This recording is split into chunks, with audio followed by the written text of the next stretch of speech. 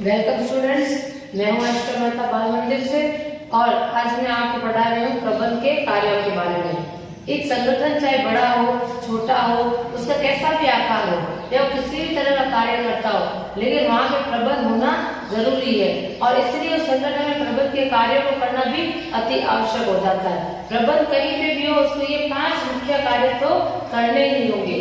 अब देखिए, पहला कार्य है नियोजन यानी प्लानिंग करना, दूसरा है संगठन यानी ऑर्गेनाइजिंग करना, तीसरा है कर्मचारी नियुक्तिकरण यानी स्टाफिंग करना, चौथा है निर्देशन यानी इसको डायरेक्ट करना यानी डायरेक्टिंग करना, और पांचवा है नियंत्रण यानी कंट्रोलिंग करना। तो पहला है नियोजन। नियोजन में क्या होगा? नियोजन में यानी प्लानिंग करने, अच्छे मैंने बताया कि जब हम संगठन की शुरुआत होती है, ये नियोजन जो है पहला स्तर होता है, पहला लेवल, पहला कार्य होता है जो एक प्रबंध के द्वारा किया जाता है। इसमें वो सोचा जाता है कि लक्ष्य क्या रखे जाए, कितने टाइम में पूरे होंगे, एक संगठन को क्या करना है, कब करना है, कैसे करना है, ये सारी बातें नियोजन में देखी जाती है। दूसरा है संगठन, किन कार्यों को करने के लिए किस तरह के व्यक्ति चाहिए, कितनी योग्यता वाले व्यक्ति चाहिए, कार्य को कितने हिस्सों में बांटना है, किस तरह से इनका विभाजन करना है, ये सारा कार्य संगठन में सोचा जाता है। तीसरा है कर्मचारी नियुक्तिकरण। अब जो कार्य को हमने बांट दिया है और उन कार्यों को करने वाले लोगों की योग्यता को भी देख लिया है कि किस तरह के लोग या किस तरह की योग्यता वाले लोग इस कार्य को कर सकते हैं, तो उसके बाद हम उन लोगों को नियुक्त करेंगे, यानी लोगों की नियुक्ति होगी, लोगों को अपॉइंट किया जाएगा, कर्मचारियों को नियुक्त किया जाएगा इस स्टेज पर, थर्ड पर। चौथे में है निर्देशन। अब जो नियुक्त किए गए कर्मचारी है उनको एक प्रबंधक जो है निर्देश देगा कि कार्य कैसे करना है, किस तरह से करना, उनको समझाएगा। यहाँ पे ट्रेनिंग भी दी जा सकती है और उन्हें समझाया भी जा सकता है। और निर्देशन में वो उनको मोटिवेट भी करेगा, यानी अभिप्रेरणा भी देगा, उनको अभिप्रेरणा देगा या मोटिवेट करेगा कि आप कार्य अच्छे से करो तो आपके लिए भी फायदा है और हमारे लिए भी फायदा। इस तरह से उन्हें प्रोत्साहित करने का वो कार्य करेगा। जो निर्देशन में उनको प्रोत्साहित करने का कार्य भी किया जाएगा और उनका नेतृत्व भी किया जाएगा। नेतृत्व यानी क्या होता है? नेतृत्व यानी इस तरह से सामने वाले को समझाना कि वो अपनी इच्छा से कार्य करने को तैयार हो जाए, तो इस तरह से उनको नेतृत्व भी किया जाएगा और उनको प्रोत्साहित भी किया जाएगा निर्देशन में और उनको निर्देश भी दिए जाएंगे। पांचवा है नियंत्रण। जो कार्य हमने सबको बांट दिए है, फिर हम देखेंगे कि जैसा हमने प्लानिंग में सोचे थे कि कार्य कितने समय में कितने होने चाहिए और वर्तमान में कार्य किस हद तक पूरे हुए, उन दोनों का हम कंपेयर करेंगे कि हमने क्या सोचा था और क्या हुआ है। उन दोनों का हम कंपेयर करेंगे। कंपेयर करने के बाद हम देखेंगे कि कितना अंतर आया है। अगर अंतर आया है तो हम उसके हिसाब से सुविधाजनक स्टेप उठाएंगे और आगे से आगे अंतर को कम करने की कोशिश करेंगे और पूरा नियंत्रण रखेंगे। तो ये प्रबंधक इन पांचों स्टेज को पूरा करने की पूरी कोशिश करता है। अब जरूरी नहीं है कि पांचों स्टेज, तो वैसे इनकी चर्चा तो लाइन वाइज होती है, लेकिन जरूरी नहीं कि स्टेज लाइन वाइज हो, ये स्टेज साथ में भी किए जा सकते हैं। अब मैं सारे स्टेजेस को एक एक बार विस्तार से समझाऊंगी।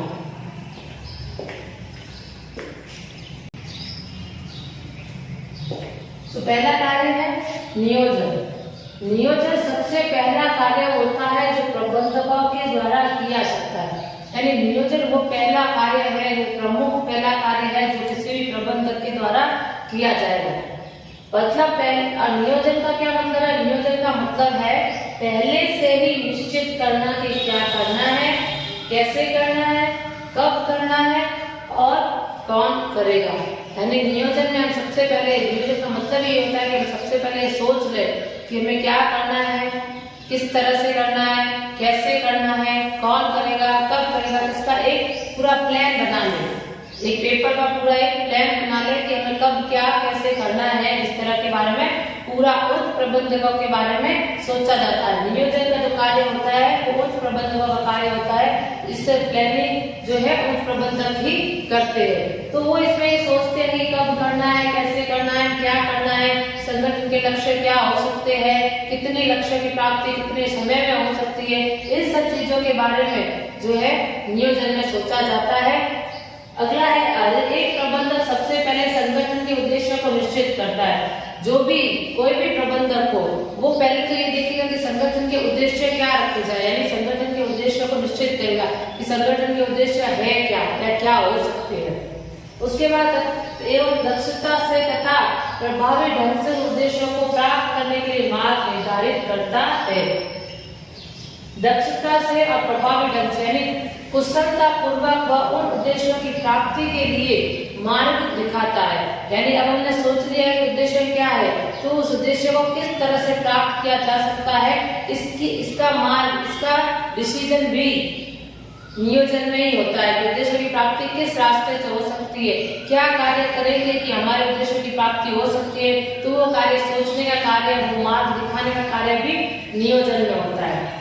नियोजन बाकी के कार्यों की नींव होती है, यानी बिना नियोजन के हम आगे नहीं बढ़ सकते। बिना नियोजन के हम आगे के 4 जो स्टेप है वो तो हम कर ही नहीं सकते, क्योंकि वो सारे इन पर बेस रहते, सारे नियोजन पर बेस रहते। अगर हमने प्लानिंग ही नहीं की किसी काम की तो हम आगे कैसे बढ़ेंगे। अगर आज जैसे स्टूडेंट भी, अगर स्टूडेंट ने सोचा ही नहीं कि इसको क्या पढ़ना है, कैसे पढ़ना है, क्या पढ़ना है, तो वो आगे ही नहीं बढ़ सकता। वो कितना कोर्स कंप्लीट करना है, कितने समय में करना है, उसके बारे में सोच नहीं सकता है। किसने सोचा नहीं कि उसको पढ़ना क्या है, तो सबसे पहले उसको प्लानिंग करनी पड़ेगी कि उसको क्या पढ़ना है। तो इस तरह से नियोजन में सबसे पहले सोचना पड़ता है कि उद्देश्य क्या होंगे, किस तरह से उनको प्राप्त करना है, ये सब के बारे में नियोजन में सोचा जाता है, जो उच्च प्रबंधक सोचते हैं। तो प्लानिंग जो है सबसे इम्पोर्टेंट और प्रमुख कार्य होता है एक प्रबंधक का, जो बहुत ही ध्यान पूर्वक करना चाहिए। अब जो प्लानिंग करने से क्या होता है कि एक तो हमें उद्देश्यों के बारे में पता चल जाता है कि उद्देश्य की किस तरह से प्राप्ति कर सकते हैं और उद्देश्य क्या होंगे, और दूसरा ये कि भविष्य में आने वाली कोई भी कठिनाई होगी तो उसका पूर्व अनुमान लगा सकते हैं। वह समस्याओं को हम नियोजन से दूर नहीं कर पाएंगे, लेकिन हम इसका पूर्व अनुमान लगा तो सकते ही है। तो इसका पूर्व अनुमान लगाने के में भी यह नियोजन मदद करता है, उसका समस्या का हल ढूंढने में भी हेल्प करता है। तो इसलिए नियोजन करना बेहद जरूरी है।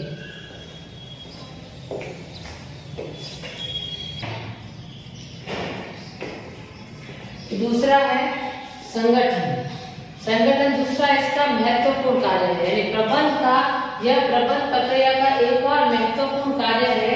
उद्देश्य प्राप्ति हेतु जो जरूरी कार्य या क्रियाएं संपन्न करनी होती है उसका निर्धारण करना।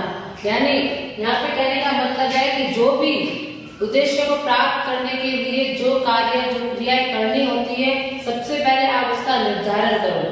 उद्देश्य की प्राप्ति के लिए किस तरह की क्रियाएं करनी है।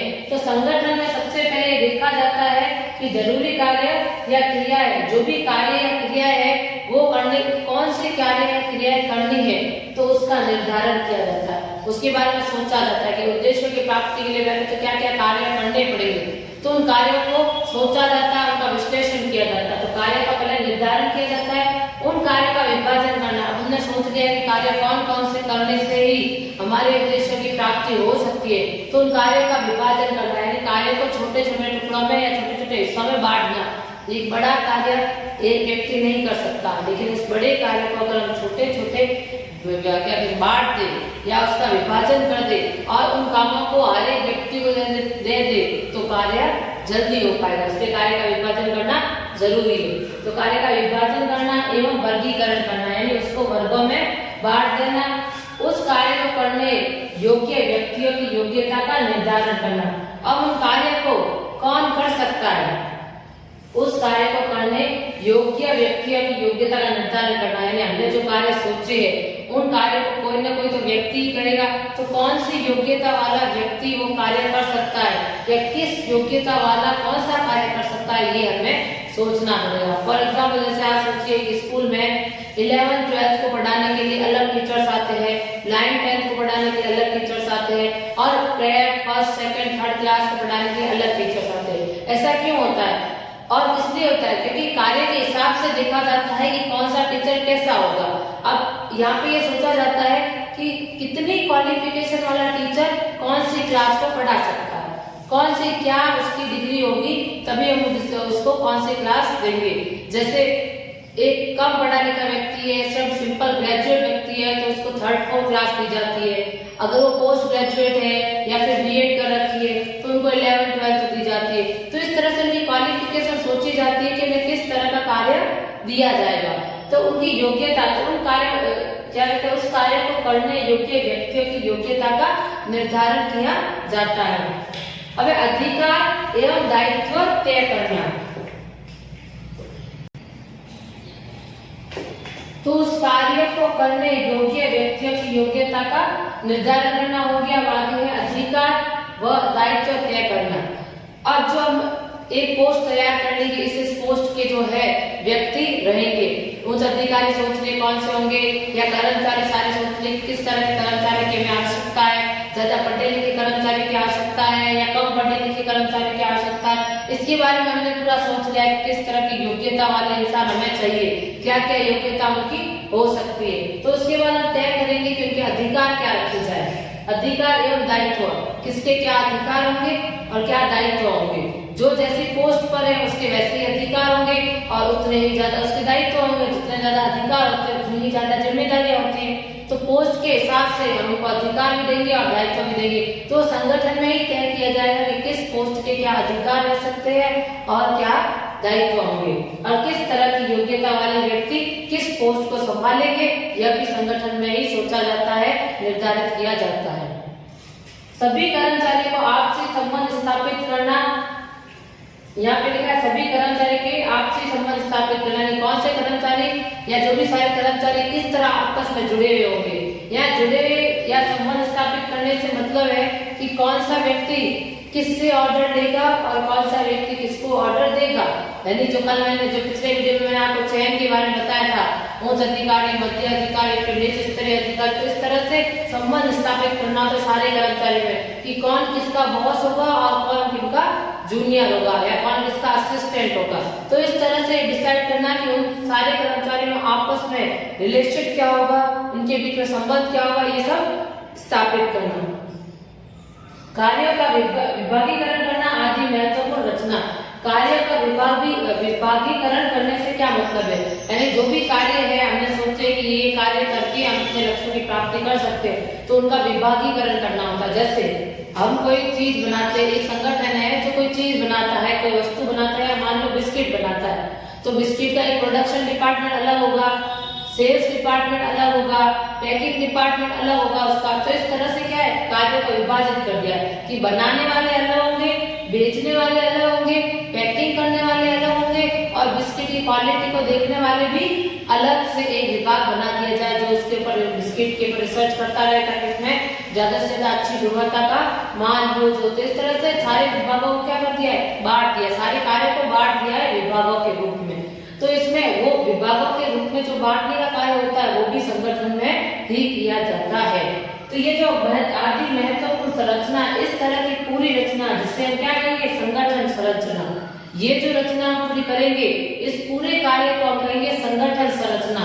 यह प्रबंध को करनी पड़ती है, प्रबंधक को यह पूरी कार्य करने पड़ते हैं। ये कार्य भी मेनली उच्च अधिकारी ही करते हैं। इसी से ही विभाग अधिकारी, अधीक्षण, संबंध, संप्रेषण प्रारूप, नियंत्रण की विधि निर्धारित होती है। मतलब यहाँ पे का विभाग और विभागाधिकारी, यानी किस तरह के विभाग होंगे संगठन में और उनके अधिकारी कौन होंगे, किस तरह के अधिकारी होंगे, अधिकारी और अधीक्षण, और जो अधिकारी और उनके अधीक्षण यानी उनके जूनियर कौन होंगे, एक अधिकारी कौन हो सकता है, उसका जूनियर कौन बन सकता है, एवं ऐसे इस तरह से उनका संबंध स्थापित करना कि किस तरह से कौन अधिकारी होगा, कौन किससे ऑर्डर लेगा, कौन किसका ऑर्डर फॉलो करेगा, इस तरह के रिलेशन स्थापित करना। आगे है संप्रेषण प्रारूप, यानी कम्युनिकेशन कैसा होगा, किस तरह से बातचीत की जाएगी, तो वो भी सोचा जाएगा। नियंत्रण की विधि निर्धारित होती है और सारी चीजों को कंट्रोल कैसे करना है, ये तो हमने सोच लिया कि कार्य कैसे करना है, कौन करेगा, किस तरह की योग्यता वाले कर सकते हैं, उनके क्या अधिकार होंगे, उनके क्या दायित्व होंगे, कार्य को किस तरह से बांटना है, कार्य कितने कार्य होंगे, विभागों को किस तरह से बांटना, ये सारा हमने सोच लिया, इसकी पूरी संरचना कर ली। अब इन सारी चीजों पर नियंत्रण करना भी प्रमुख कार्य है। तो नियंत्रण की वृद्धि कैसे होगी, किस तरह से नियंत्रण नियंत्रण किया जाएगा, कौन किस पर नियंत्रण करेगा, इस तरह की पूरी विधि क्या होगी कंट्रोल करने की, यह भी पूरी इसमें सोची जाती है। जैसे स्कूल में होता है, सबसे पहले क्लास टीचर आपके ऊपर नजर रखते हैं कि आपका क्या कार्य है, वो कंट्रोल करते हैं आपको। फिर आप उनसे भी नहीं मानो या कुछ बच्चे बहुत ज्यादा बदमाश होते हैं तो फिर प्रिंसिपल खुद आकर उनका नियंत्रण करते हैं, सारी चीजों को देखते हैं। तो सबसे पहले टीचर्स नजर रखते हैं, उसके बाद प्रिंसिपल खुद नजर रखते हैं। तो इस तरह से नियंत्रण की विधि है। तो एक संगठन में भी नियंत्रण की विधि होती है और उस विधि को पहले से ही सोचा जाता है कि वो विधि क्या होगी, वो विधि जो है पहले से निर्धारित की जाती है। तो ये सारा है संगठन में पूरी ये संगठन की प्रक्रिया है जो भी बहुत महत्वपूर्ण है। इसके बिना भी हम आगे नहीं बढ़ सकते। प्लानिंग के बाद दूसरा यही महत्वपूर्ण कार्य है। प्लानिंग में जैसे हमने सोच लिया कि हमें क्या करना है, कब करना है, लक्ष्य क्या होंगे, उद्देश्य क्या होंगे, तो संगठन बताता है कि उन लक्ष्यों की प्राप्ति के लिए हम कैसे आगे बढ़े, उन लक्ष्य को प्राप्त कैसे किया जा सकता, वो हमें संगठन संरचना के माध्यम से ही पता चलता है।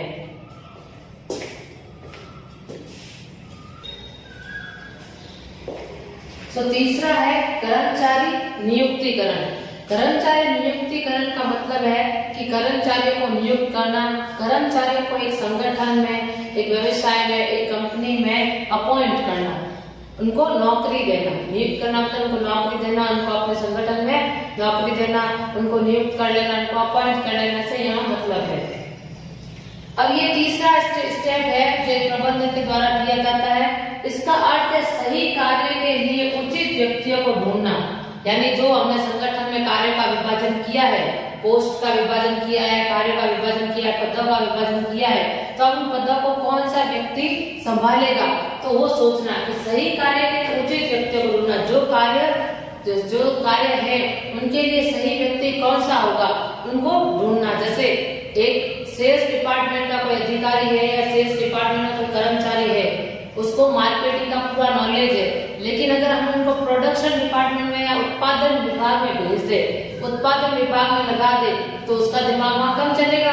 यानी उसकी योग्यता तो कहाँ थी, सेल्स डिपार्टमेंट में थी, सेल्स वाले विभाग में थी, पर हमने उनको डाल दिया उत्पादन विभाग में, तो वहां वो अपनी योग्यता नहीं दिखा पाएगा। तो इसलिए सही व्यक्ति को सही कार्य पर लगाना ही यहाँ पे कर्मचारी नियुक्तिकरण होता है। संगठन के उद्देश्यों की प्राप्ति के लिए सही योग्यता वाले सही व्यक्तियों को सही स्थान पर एवं समय पर उपलब्ध कराने को सुनिश्चित करना है। यानी संगठन के उद्देश्यों की प्राप्ति के लिए, संगठन के उद्देश्यों की प्राप्ति के लिए क्या करना चाहिए कि जो सही योग्यता वाले हैं, सही योग्यता वाले सही व्यक्तियों को, जो भी अच्छी योग्यता वाले हैं, यानी जिस तरह की योग्यता वाले व्यक्तियों की हमें आवश्यकता है, वैसे व्यक्ति ही सही समय पर और सही स्थान पर लगाना ही बहुत सबसे जरूरी कार्य है। अगर हम सही व्यक्ति सही जगह पर सही समय पर नहीं लगा पाए तो एक संगठन का बहुत बड़ा नुकसान हो सकता है। मान लो आप किसी होटल में कार्य करते हैं, होटल में जो काम डेकोरेशन का काम है वो हमने किसी खाना बनाने वाले कुक को दे दिया, तो वो कार्य नहीं कर पाएगा, उसमें इतनी समझ ही नहीं होगी कि डेकोरेशन कैसे करते हैं। और डेकोरेशन वाले को हमने किचन डिपार्टमेंट दे दिया या फिर कैटरिंग का कार्य सौंप दिया, तो वो वहाँ पे अपनी योग्यता नहीं दिखा पाएगा। तो दोनों इस तरह से होटल का कार्य कभी सफल नहीं हो पाएगा और होटल अपने लक्ष्यों की प्राप्ति नहीं कर पाएगा। तो इसलिए सही योग्यता वाले व्यक्ति को सही समय पर और सही जगह पर लगाने से ही एक संगठन सफल हो सकता है। मान लो जैसे एक टीचर है जो अभी इतना एक्सपीरियंस नहीं है, थोड़ा कम पढ़ा लिखा है, और हमने उनको दे दी अपर क्लासेस, तो क्या वो उन बच्चों को पढ़ा पाएगा? एक कम पढ़ा लिखा व्यक्ति को हमने अपर क्लासेस पढ़ा दी तो क्या वो उनको पढ़ा पाएगा? नहीं, उनको ढंग से नहीं पढ़ा पाएगा। जैसे तैसे तो पढ़ा लेगा लेकिन ढंग से नहीं पढ़ा पाएगा। इसलिए एक संगठन में भी ये जरूरी है कि सही योग्यता वाला सही व्यक्ति ही सही स्थान पर हो और सही जगह पर हो, तभी एक संगठन सफल हो पाएगा। इसमें इसे मानव संसाधन का कार्य भी कहते हैं, क्योंकि इसमें सारे मानव जुड़े होते हैं, मानव की ही नियुक्ति होती है और मानव एक सबसे बड़ा संसाधन भी है, इसलिए इसका नाम ही है मानव संसाधन कार्य। तथा इसमें कर्मचारी की भर्ती, चयन, कार्य पर नियुक्त एवं प्रशिक्षण सम्मिलित है। अब इस कर्मचारी नियुक्तिकरण में कर्मचारी की भर्ती की जाएगी, कर्मचारी को नियुक्त किया जाएगा, फिर उनका चयन किया जाएगा, सबसे पहले भर्ती के लिए बुलाया जाएगा, फिर जो योग्यता वाले हैं, जैसे कर्मचारी जिस योग्यता वाले हमें चाहिए वैसे कर्मचारी का चयन करेंगे, फिर उनको कार्य पर लगाएंगे, एवं उनको ट्रेनिंग देंगे, प्रशिक्षण यानी ट्रेनिंग देना, क्योंकि नए कर्मचारी जो आते हैं उन्हें नॉलेज योग्यता वाले तो होते हैं, पर एक संगठन में किस तरह से कार्य करना है वो इतना नहीं जानते, तो उनको थोड़ी बहुत ट्रेनिंग तो देनी ही पड़ती है, तो उनको थोड़ी ट्रेनिंग देना ताकि वो कार्य बहुत अच्छे से कर पाए। एक गलत कर्मचारी अगर गलत पोस्ट पे बैठ जाता है तो एक संगठन का ज्यादा नुकसान होता है। मान लो उस अधिकारियों में ऐसे लोग बैठे हैं जिन्हें इतना नॉलेज या एक्सपीरियंस है ही नहीं, और निच अधिकारियों में जो निच स्तरीय रेखा में जो अधिकारी है वो ज्यादा पढ़े लिखे, पर उनके पास इतने अधिकार नहीं है कि वो डिसीजन ले सके, क्योंकि वो निच स्तरीय अधिकारी है तो उनका नॉलेज काम नहीं आएगा। और उच्च अधिकारी पर ऐसे लोग बैठे जिनको एक्सपीरियंस नहीं है, जिनके पास नॉलेज ही नहीं है, फिर भी उच्च अधिकारी है तो वो सही से डिसीजन ले नहीं पाएंगे, तो ये संगठन की असफलता का कारण बन सकता है। इसलिए एक अच्छा प्रबंधक वही होता है जो सही योग्यता वाले सही व्यक्ति को सही स्थान पर लगाए और सही समय पर नियुक्त करे, तभी वो इस संगठन को सफल बना सकता है और उसके उद्देश्य की प्राप्ति एक प्रबंधक करवा सकता है। तो यहाँ पे कर्मचारी नियुक्तिकरण से यही मतलब है कि कर्मचारी को नियुक्त करना और अच्छे योग्यता वालों को, जिस तरह की योग्यता एक संगठन को चाहिए वैसी योग्यता वालों को सही समय पर नियुक्त करना और सही स्थान पर लगाना, यही इससे तात्पर्य है।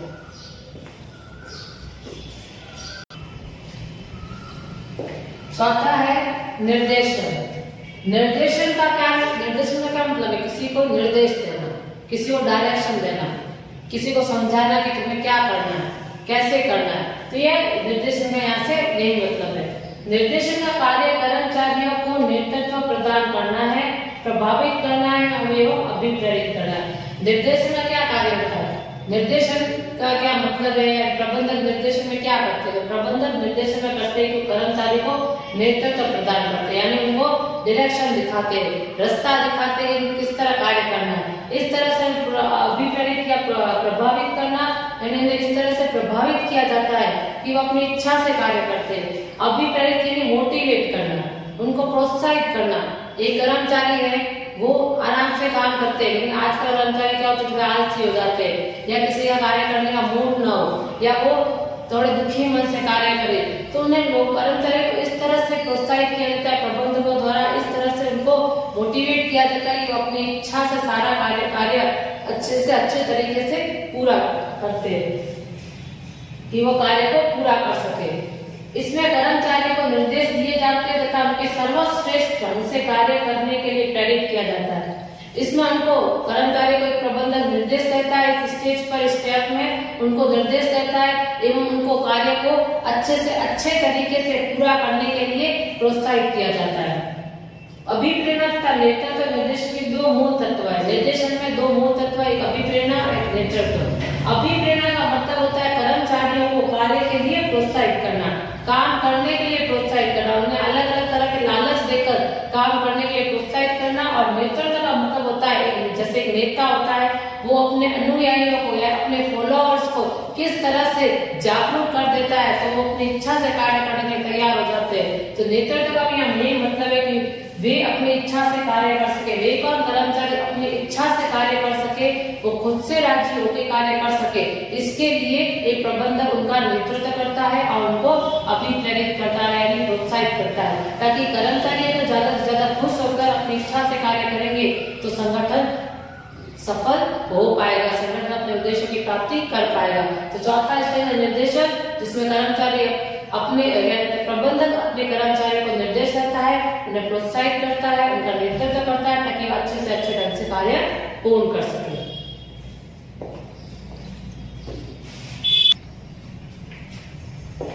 तो पांचवा स्टेप है नियंत्रण।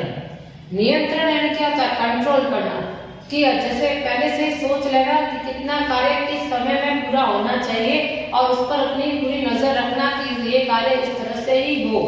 जैसे फॉर एग्जाम्पल मैं पढ़ के बताती पहले आपको, नियंत्रण से प्रबंधकीय कार्य को कुशलता से निष्पादन संभव होता है। नियंत्रण की वजह से जो भी प्रबंध के कार्य होंगे वो कुशलता से पूरे हो सकते हैं, कुशलता से उनका निष्पादन संभव हो सकता है, कार्य अच्छे तरीके से पूरे हो सकते हैं। नियंत्रण कार्य में निष्पादन के स्तर निर्धारित किए जाते हैं तथा वर्तमान निष्पादन का मौका जाता है। यानी नियंत्रण के कार्य में या नियंत्रण कार्य में सबसे पहले तो ये सोचा जाता पहले आप कंट्रोलिंग में या नियंत्रण में पहले तो आप ये सोचोगे कि कार्य कितना पूरा करना है, कितने समय में पूरा करना है। फिर वर्तमान में आपने कितना पूरा कर लिया है, दोनों का कंपैरिजन किया जाता है और फिर दोनों का अंतर निकाला जाता है। यहाँ पे भी ये लिखा है कि नियंत्रण कार्य में निष्पादन का स्तर निर्धारित किया जाता है। पहले निष्पादन कितना करना है उसका स्तर निर्धारित कर लेंगे, कार्य को कितना पूरा करना है उसका स्तर निर्धारित करेंगे। फिर वर्तमान निष्पादन को मापा जाता है, वर्तमान में हमने कितना निष्पादन कर लिया, कितना कार्य पूरा कर लिया उसको मापेंगे। इसका मतलब नियोजन के समय जितना लक्ष्य का स्तर तय किया है, यानी प्लानिंग के समय हमने जितना स्तर तय किया है कि कितना कार्य इतने समय में पूरा करेंगे, तथा वर्तमान में जितना लक्ष्य का स्तर पूरा किया है तथा वर्तमान के समय में यानी आज के समय में हमने कितना स्तर पूरा कर लिया है, तो दोनों की तुलना की जाएगी। क्या हमने दोनों की तुलना करना मतलब क्या हमने सोचा था और क्या हमने किया है, दोनों की तुलना करेंगे तथा अंतर निकाला जाता है। दोनों के बीच में अंतर निकालेंगे ताकि ज्यादा अंतर की स्थिति में सुधारात्मक कदम उठाया जाए। अगर अंतर बहुत ज्यादा हो गया है, हमने सोचा कुछ और था, हुआ कुछ और है, और अंतर बहुत ज्यादा है, यानी हम अपने लक्ष्य को प्राप्त नहीं कर पाए या निष्पादन का स्तर जो है हम वो पूरा नहीं कर पाए, तो हमें सुधारात्मक कदम उठाने पड़ेंगे। यानी हमें आगे कुछ ऐसे कदम उठाने पड़ेंगे जिससे हम अपने लक्ष्यों की प्राप्ति कर पाए या जिससे हम अपना वो निष्पादन का स्तर या जितना सोचा है वो कार्य पूरा कर पाए।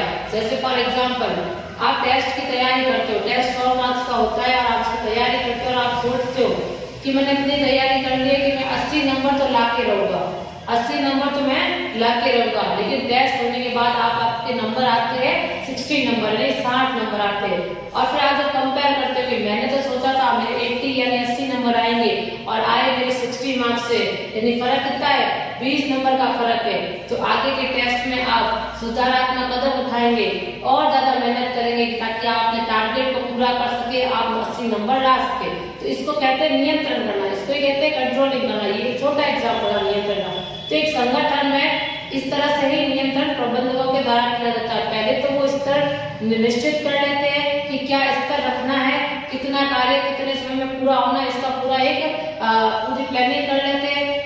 और उसके बाद जब कार्य होता है तब कार्य वर्तमान में जो कार्य हो रहे हैं, फिर उन कार्य जिन कर्मचारी के द्वारा जो किए जाते हैं उनको मापते हैं कि कितना कार्य पूरा हो गया, और फिर कंपेयर करते हैं कि हमने क्या सोचा था और कितना कार्य हो चुका है। दोनों कंपेयर करके देखते हैं क्या हम अपने लक्ष्य को प्राप्त कर पाए, क्या हमने सोचा था वो कार्य कर पाए। अगर नहीं कर पाए या फर्क बहुत ज्यादा आ गया तो फिर सुधारात्मक कदम उठाए जाते हैं, यानी आगे से और अच्छे तरीके से कार्य करने के लिए और मेहनत करवाई जाती है और मेहनत की भी जाती है और अच्छे प्लान्स बनाए जाते हैं ताकि कार्य को और अच्छे तरह से पूरा किया जा सके। इसलिए नियंत्रण बहुत जरूरी होता है। अगर हम किसी चीज को पूरा कंट्रोल रखेंगे तो हम लक्ष्य की प्राप्ति कर पाएंगे। अभी मैंने आपको 5 स्टेप समझा दिए प्रबंधन के कार्यों के।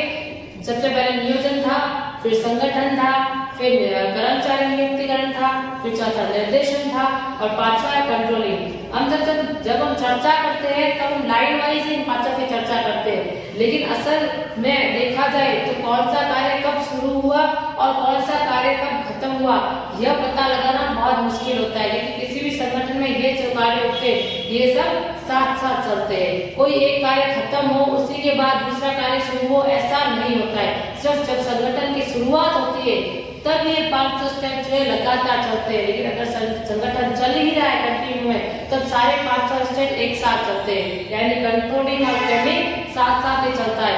जहाँ हम कंट्रोल कर रहे हैं वहाँ दूसरी तरफ प्लानिंग भी कर रहे होंगे, जहाँ हम निर्देशन कर रहे हैं, लोगों को डायरेक्शन दे रहे हैं तो लोगों की नियुक्ति भी कर रहे हैं। तो एक संगठन शुरू होने के बाद सारे 5 कार्य साथ साथ चलते हैं। संगठन की शुरुआत के स्टेज में सारे कार्य लगातार चलते हैं क्योंकि प्लानिंग के बिना तो संगठन किया नहीं जा सकता और संगठन के बिना हम लोगों की नियुक्ति नहीं कर पाएंगे और लोगों की नियुक्ति के बिना हम निर्देशन नहीं दे पाएंगे, उनको निर्देश नहीं दे पाएंगे।